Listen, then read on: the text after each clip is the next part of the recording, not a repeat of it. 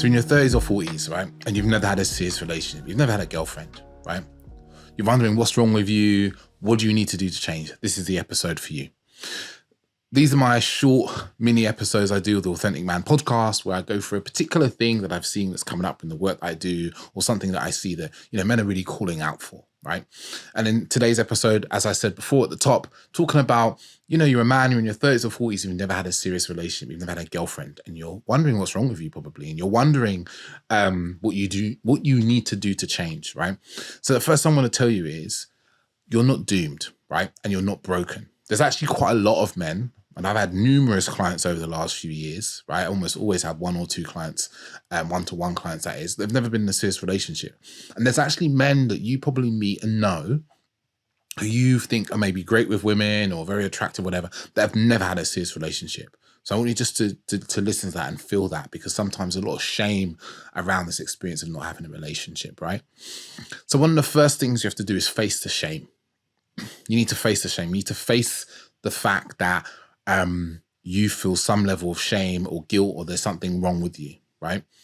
About this, because it's understandable that would be the feeling, but also that is the very thing that often holds people back from doing something about it, not wanting to speak up, because if I speak to someone and tell them, they're going to think I'm a loser, there's something wrong with me, and all these sorts of things, right? And I say this as someone who's worked with men who have never been in a serious relationship at the age of 30s, 40s, and so forth, right? So the shame is one of the things we have to tackle first.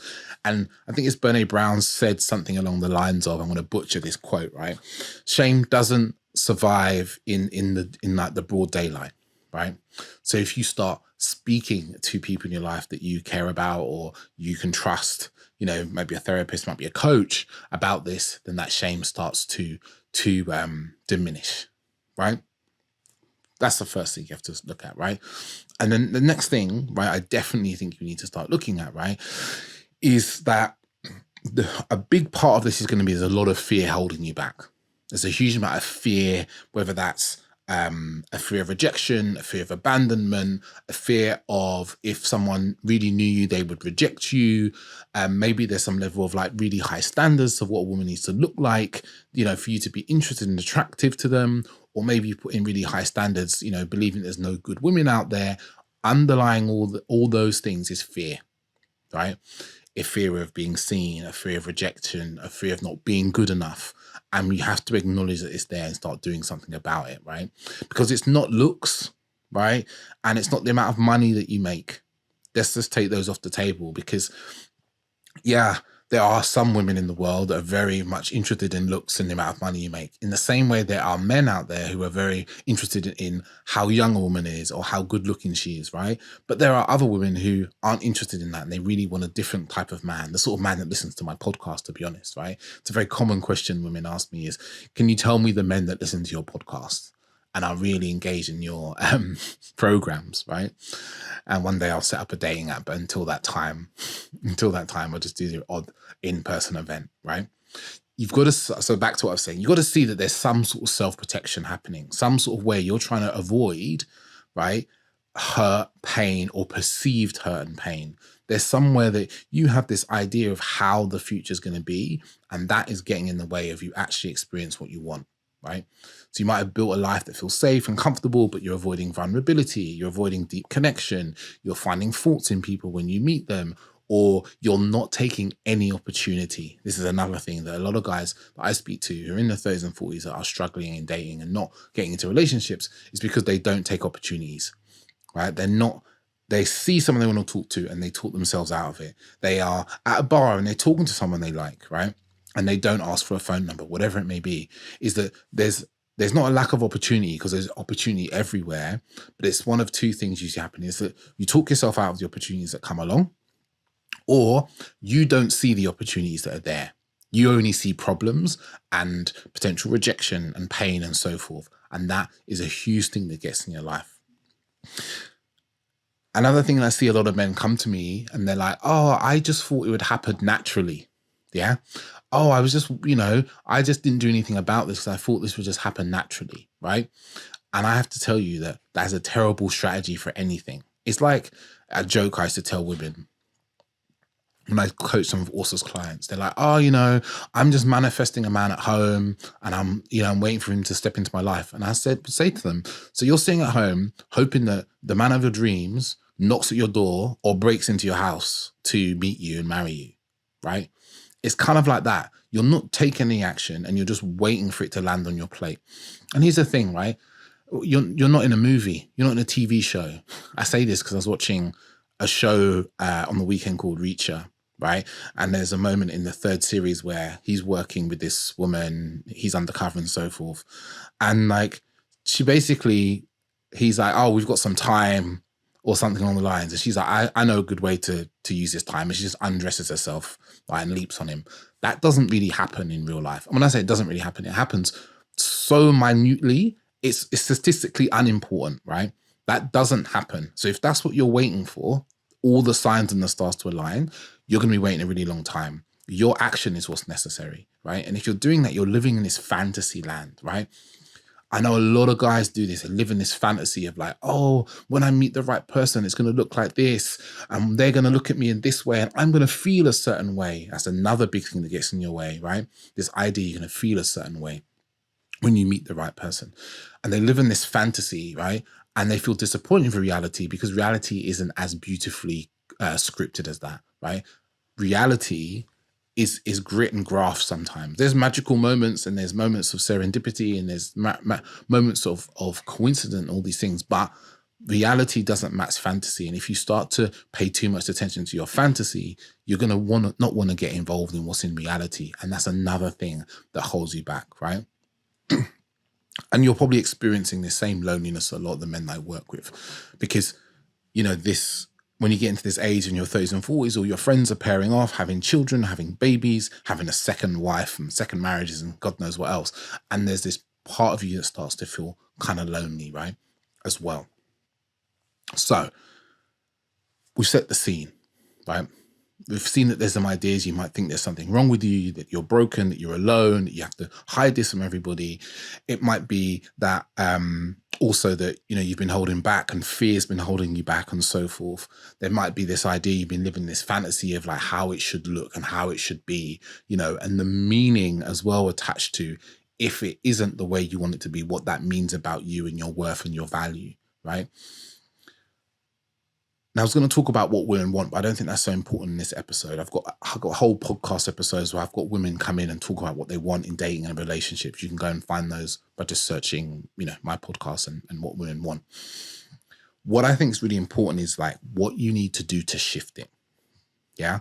You need to get into action. You need to take absolute responsibility, radical self-responsibility for the landscape of your life. Don't blame women. Don't blame the world. Don't blame the economy. Don't blame dating apps. Definitely don't blame dating apps. Your parents, your ex-girlfriend, not your ex-girlfriend, some girl you met when you were young who rejected you. Stop blaming other people and take responsibility for how things are now. The landscape is now. And take responsibility for the future you're going to create. These are the key things. If you don't do this, if you stay in blame or in fantasy, you're going to have more of what you've had before. If you keep taking actions in the way that you've had in the past, nothing's going to change. If you keep making the assumptions about women and dating and relationships, nothing's going to change. Right? I say this as someone, like I said, I've coached many men who've gone into their 30s, their mid-30s, late 30s, early 40s, never had a relationship. And the only way things start to change is when they start to take real self-responsibility for how things are and stop hiding. Stop hiding from the shame, they stop hiding behind the fear, and they get out and start getting uncomfortable. And uncomfortable means different things to different people, right? I'm not asking you to run down the street naked. That might be what you need to do, but I'm not necessarily saying that's what you should go and do. What I'm asking you is to get in the game. Get into the dating game, right? And get support. Like, you need support. Because if you don't get support, if you keep thinking I can just listen to some more podcasts and I can read some more books and everything's going to be okay, what you've proved is that that's not going to work because you're not taking the necessary action on the knowledge. You can gather knowledge, right?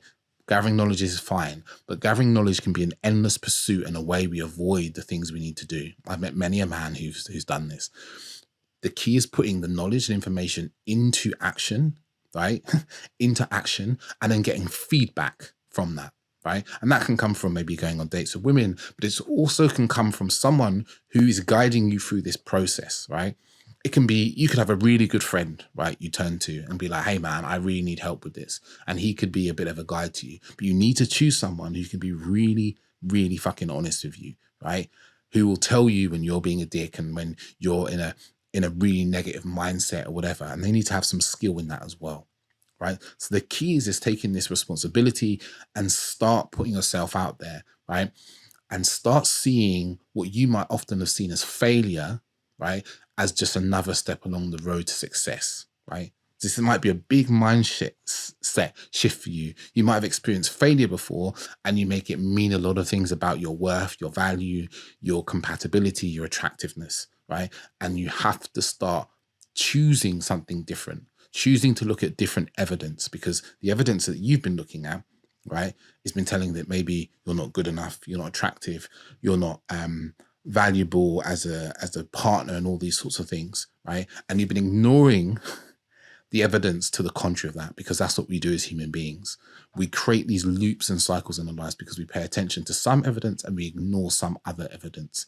And to start being successful in this area, this relationship, this dating area, you need to start shifting your focus, right? You need to start putting yourself out in the world to make a difference, right? So the last point I'm going to finish up with actually is something very concrete you can do. Wherever you live, start joining in-person communities, yeah? Whether that is a yoga class that you start going to, and it's a yoga community and they have retreats and they do stuff on the weekends, whether that's a sauna and cold plunge thing, whether it's a running club, whether it's a health focus club, you need to start joining and getting involved in communities, right, that are out there, that are things you're interested in. If you like playing paddle, you know, you're into the arts, you're into painting, you're into glass blowing, whatever it is, right, that you could be interested in, you need to get involved in those things. And when you're in there, be a community person, meaning a person that talks to other people, that gets to know other people, right, as well. And if you happen to meet some people, a woman that you're attracted to, right, the only key thing here is taking some action to turn that from just a meeting into a date. Yeah. And again, there's going to be some episode talking about that sort of thing in later episodes. But again, I've got a whole bank of episodes you can go back to and find that sort of thing. But you've got to start getting involved in life and stop shying away, right? Trying to hide all your wounds and appear perfect. That might be your thing as well. You've got to lean in. You've got to get involved, right? Or you're going to be in your 50s and nothing's going to change. And that's definitely not what you want. So yeah, that's everything. Got to get involved, look at the fears, tackle the fears, get some support, some honest support and feedback.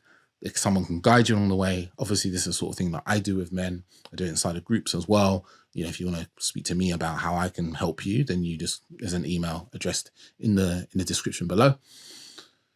But you got to do something about it, because listening to podcast episodes, listening to videos and so forth, you got to turn that knowledge into embodied action, right? And feedback.